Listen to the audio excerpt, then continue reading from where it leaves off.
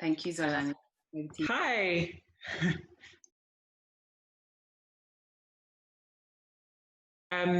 So yeah, I'm just going to speak about my journey just to say I've actually got my little one here who's feeding at the moment, so we'll see how things go. It might go awry, but hopefully she's fine. My name's Xolani. I am a first-time mum. My daughter is now 8 months next week, which I can't believe it's gone so fast. And I'm just going to talk about my journey in breastfeeding and my experiences in navigating a system, or rather, dancing around a system that hasn't been built to meet my needs, and how I was able to create a positive birthing experience and breastfeeding experience when I was giving birth to my daughter. So I'm a single mum by choice. I had my daughter when I was 35, and I live in London in a kind of deprived, predominantly black area in inner city London. So like every first-time mum, I was really nervous and excited and keen to provide my baby with the best that I possibly could with whatever means that I had. But it very quickly became apparent that actually I lacked a lot of knowledge, and I had to learn a lot of new things and new skills and kind of, to be able to provide the care that I wanted to provide. I was very clear that I wanted to breastfeed from the get-go. I had no idea how I was going to go about that. So I did what most of us would do, and I approached my GP, and I approached my midwife to speak to them about support and empowering myself and finding some knowledge. And I was met with a really lackluster service, and was, there was a lot of tick boxing going on and kind of appeasing and not really giving me information, but trying to come across like they were. So I then tried to go to community groups. So I went to, antenatal groups put on by my hospital. I went to community groups that I found in my local area that were put on by the NHS or by my GP surgery, for example. And while I got some good bits of information, and this is not me bashing the NHS. The NHS is great in ways that it's great, but it fails in a lot of ways. The groups and classes and workshops were pitched towards a certain demographic, and I don't know if that's because of where I live or if that's just how they rolled out nationally, I don't know. But they were pitched at a really, really, really patronisingly low level a lot of the times. So there was a lot of assumptions about me, about the things that I would and wouldn't want for my child, about my level of understanding, my level of education, whether or not English was even my first language. And so the groups were pitched really at a basic level. For example, in one of the groups, we spent nearly 40 minutes looking at how to change a nappy. And while I probably did need to know how to change a nappy, 40 minutes was, excessive by any stretch of the imagination. So then I started to do what anyone else would do usually and go to the internet, and I scoured the internet looking for information, resources, research, and I started to come across different groups and workshops that were happening online. This was pre-COVID, so not everything was online at that point, but there was a lot available. And I came across all sorts of services and groups. Basically, if it had the word antenatal, pregnancy, lactation, birth, mother attached to the name of a group or a session, I was attending it, and I'd drag my poor mum along. And I'd go with my heavily pregnant self, and I'd sit in all of these groups and try to acquire information. And they were good. I got some bits of information, but the one time that my mind just was blown open was I had come across this retired private midwife who was putting on a group at Mothercare. Mothercare's gone now, but she was putting on a group at Mothercare, and it was like an intro to antenatal class. And me and my mum went along. It was fine. And then she said she's putting on one next week. So we went along to the next one, and nobody else was there. It was just me and my mum and this lady, and we ended up having a whole hour with this woman about my antenatal needs and my wants and my desires. And it was the first time that I felt heard.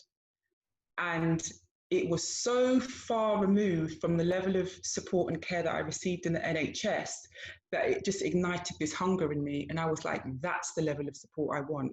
That's the level of support I want to get for the duration of my motherhood, let alone pregnancy and birth.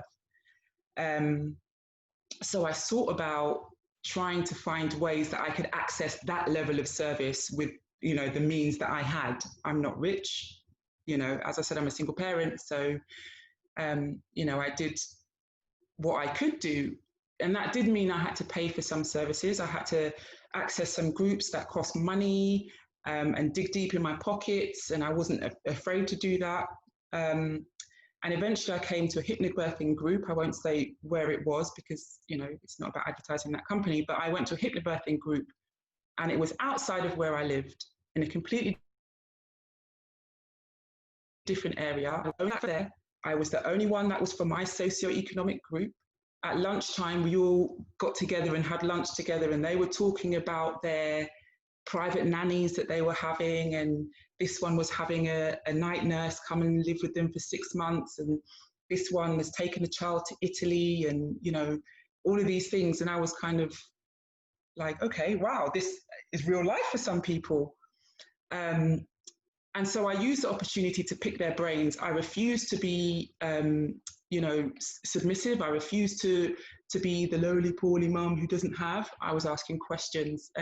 So I asked them, how they got their nannies, how they went about it, what did they do? They didn't know my background, so it didn't matter. They didn't know who I was. I wasn't going to see them again.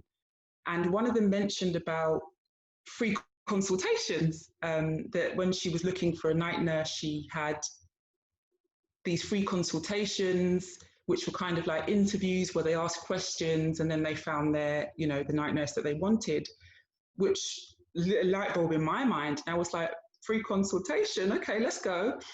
And I set about online and contacted a whole host of private midwives and nannies and nurses and all sorts of people. And I told them about myself. I'm really sorry to disturb you, but you know what? I'm a mum, I'm just looking for a bit of advice. I probably can't afford your services, but can I pick your brains, or can I just ask you a few questions? And there were so many of them that were just like, of course you can. And, I even ended up having almost an hour-long session with this private midwife in Sweden who has like 20 years experience. And she just gave me a free session because, I explained about my needs, and it wasn't about begging. And I just want to be clear about that. I wasn't begging. But what I was doing was trying to empower myself. And all of these little bits of information that I got from all of these different sources, online resources, talking to professionals, online groups and so on and so forth, kept adding to my arsenal of knowledge and empowering me more and more and more as a mother. And then what I found myself doing was then going back to my midwife, back to my GP. And each time I went, I wasn't a patient. I wasn't, there wasn't that power differential there. I could go to these professionals and say, look, these are the things that I want. How can we work together to create them? And it was astounding, the difference in their approach towards me at that point. The language that they were using changed, whereas previously they were saying, well, what we're going to do is, the language changed to, well, would you like, how can we make this happen? And yeah, so and as that continued, I became more and more and more empowered in my journey. And that's not to say that everything went smoothly. But what happened in my journey to empowerment is that I was really able to deal with the times when things didn't go well. So, for example, the first midwife I had, I was speaking to her about being a vegan and saying, look, what happens if I can't breastfeed? My baby's not a baby cow. I don't want to give her, cow formula. What do I do for a vegan child? And her words were, well, there's soy milk, or that's it. And I said, I don't consume soy. So what other options are there? And that was it. She said, no, there's nothing else you can do. And I said, there wasn't a conversation to be had. There was nothing. It was just, that's it, end of conversation. And I wasn't happy with that. So I went and I scoured the internet and found a lady who was in Florida, who again gave me a free consultation, a free chat about the ways that I can nourish my body to help me ensure that I produce enough milk, and some of the things that are a bit alternative that are possible for me to do, etc., etc. But it opened a dialogue. I later went back and this midwife, there was a whole host of things that came up with her, but I later went back and asked to change midwives actually, and I never saw her again, thank goodness. And also in hospital when I was, after I'd given birth, and I wanted someone to check me to see if I was breastfeeding properly, and the midwives weren't doing their jobs properly, they weren't helping me. I got on the phone and I spoke to one of the lactation consultants that I'd spoken to previously that had spoken to me for free, and it was just a 5-minute phone call, a 5-minute check-in, but it really helped to alleviate my anxieties and my concerns. And that is stuff that the NHS should have offered me, but it didn't, it didn't meet my needs in that capacity.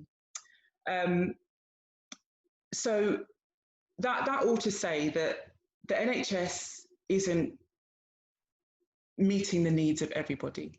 There's a lot of ways that the NHS supports us, provides great services for us, but there's a lot of ways where we need to supplement that information for ourselves and be proactive, and not rely on the NHS to meet all of our needs.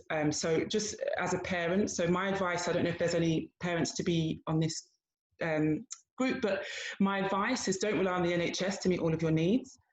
Attend groups and services that are outside of your area as well as in, and by that I mean going to different areas physically, going online and attending groups globally. There are massive things happening globally. Understand that the system isn't designed to pander to all of your needs. It's not even designed to empower you. And that's your job to do that for yourself as a mother, to do your research. Just because a doctor tells you something, it doesn't mean that it's the gospel truth. And you can find alternatives to information out there. For example, I wanted to do placenta encapsulation. My midwife told me that's not a good idea because of the hygiene standards, and there's not all this, and there's not all. I did my own research and it was fine. Be prepared to pay for some services. I had to dig deep in my pockets and put together my little money. I scraped together the money to get myself a doula. She changed my whole birthing journey, so much so that I went away and trained myself to become a doula actually. But I had to approach her and say, look, this is my financial situation. Can we work something out? And she put together a payment plan. It was not a problem. It was perfect. And if you're not able to afford a doula, there are services out there for you. One that I know of is Doulas Without Borders that provides a lot of free doula support for vulnerable women and for women in financial need. And I know there's lots of them out there. But above all, I would say be audacious in asking for and co-creating the things that you want for your child and for yourself and your birthing and breastfeeding journey. I come from a strong Black family, and I was able to say to them, look, I don't want to see nobody for 4 weeks after my child is born. because I'm in this process and we're in this beautiful journey together and we need to get to know each other. So you need to hang back. And I would never have been empowered enough to do that had I not have put all of those things in place to make sure that I was empowered enough, to take those steps for myself. And for professionals, I would just say, don't make assumptions. There's a lot of talk, and even today there's been a lot of talk about Black people or people of colour who are in need, who don't speak English, who don't have understanding. There are some of us who those aren't our needs. We have different types of needs, but we're here as well. So don't assume that because I'm Black, I don't have or that I lack. And be open, speak to us about all the services that are out there. Speak to me about everything. I tried to speak to my midwife about, I forget the words now, sorry, colostrum harvesting. And she didn't think that I was someone who would be open to it. So she gave me 2 lines and that was it. But when I spoke to a consultant in Sweden, she gave me everything I needed to know that empowered me to be able to harvest my colostrum, which came in very handy when all this COVID stuff happened. And I felt like I was able to support my child in the best way that my body could. So that's kind of all I have to really say. I hope that made a lot of sense to you, but I don't know if anyone's got any questions for me. Thank you so much for sharing your stories, Xolani. It's really, really inspiring, I think, for so many, for how you advocated for yourself and navigated and danced the way around on your journey, and speaking to so many of the more nuanced experiences of doing this right now as well in this time. Very powerful, as Elsie has said. What a powerful story. There is a question here from Rachel O'Leary saying, did you find any of the breastfeeding charities in the UK and the free breastfeeding support groups? Yeah, I did. I found one. I don't know if I should name them, but I found a really well-known one. And the ladies that I spoke to were lovely, but just as Ruth was saying previously, they wanted to make me the voice of Black people. Whereas I was approaching them for support, they were kind of, it seemed like they were trying to coax me into eventually supporting other Black females. And I'm like, that wasn't what I was there for at that point in time. So I didn't find them particularly useful. Post-natally, I came across Carmel and I accessed support from Carmel and her weekly group, which was really, really useful. And I found a mother's support group online as well that I accessed. That was by a student psychologist that was providing support, emotional support and so on. But no, none of the kind of larger lactation support groups helped. Thanks, Xolani. There's one more question and then we'll leave it there. But it's Yvonne is asking, what about the women in your family with your breastfeeding experience? The women in my family were helpful and supportive, but I'm the last adult female to have a baby. And I think a lot of my family have 3, 4 children, and they didn't really remember what it was like to be a first-time mum. So I think there was a lot of things that I was just expected to know. And even my mum was useful, but still there was more. My mum couldn't provide me with information on what happens with my hormones and how my muscles move when I give birth, and the mind-body connection and the cascade of interventions and all of those things couldn't be provided by the females around me. I did professional support for that information. Mm-hmm. So, you had the support there, but the type of support that you needed, you sought out and found yourself. Absolutely. Someone has commented here that it really loved your suggestion to look globally, to look around the world for support and information, as there's so much out there to be utilised. Yeah. And just to say that I always went back to my midwife and my GP. So the information I got, I would go back and I would just sound it out with my GP and my, I wasn't just taking random bits of advice over the internet. And I would check the credentials of the people, the professionals that provided me with support as well before I took that on board. Fantastic. Thank you so much again, Xolani, for sharing your experiences here today. Thank you. Thank you. So